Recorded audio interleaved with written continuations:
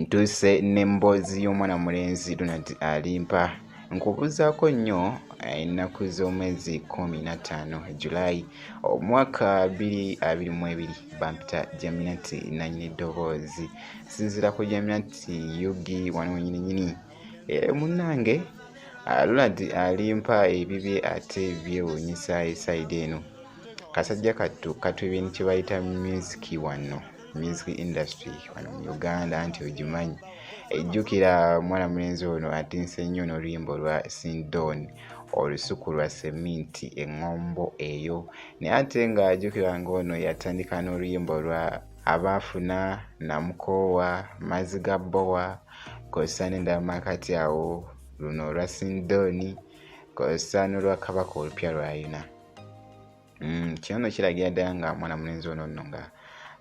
afumbidde ddala ekintu kye kuviira ddala mu 2019 okitegeera we yatandikira ddala okuyimba naye nga kano ka vidiyo kolabaawo ngenda kubeera nga nkakuwa ka vidiyo kano nga bwe yali strugglinga mu music ngenda kubeera nga nkakuwa leka nkakuwe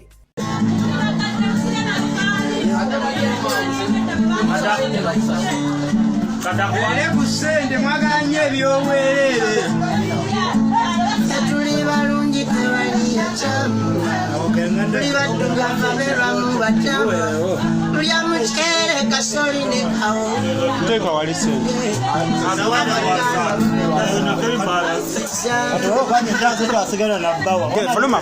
naye ate nga nkozezzaako ate saidi eno kiragira ddala nga mwana mulenzi ono eddoboozi lyayimbiramu bambi nga lirye konsa ne music gwayimba nga sitayo yo yiye era ddala nga owulira eddoboozi muganda wange ogambya ddala mwana alina talanta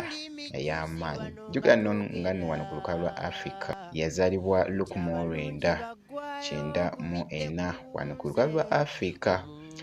kansuubire nti nno akanyumiro kano okanyumiddwa naye nga nno kino kituwa ekyokuyiga nti gwe munange nga oli eyo nga olina talanta yo gikozese lemerako mukama ajjako wa blessed naye ate nga ajja kuba nga akuyamba ku talanta gy'olina mu kimu kibeera nga kitambula bulungi leka nkweka vidiyo kano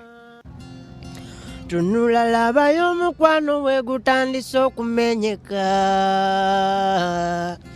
enkove zaali ziwunyi ozizeemu n'oyuzayuza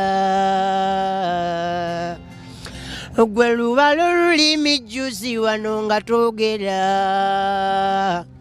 nti abalungi baggwayo gumidde ku nze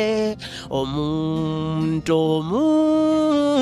singa nali nina amagezi agakulekawo ne kikomawo gana amaziga genkukabira nenefunira yagasangula okuwagalana kw'obulwadde olukukwatako tebiwona mazima ogendera ddala ng'eyalwala kookolo okulemala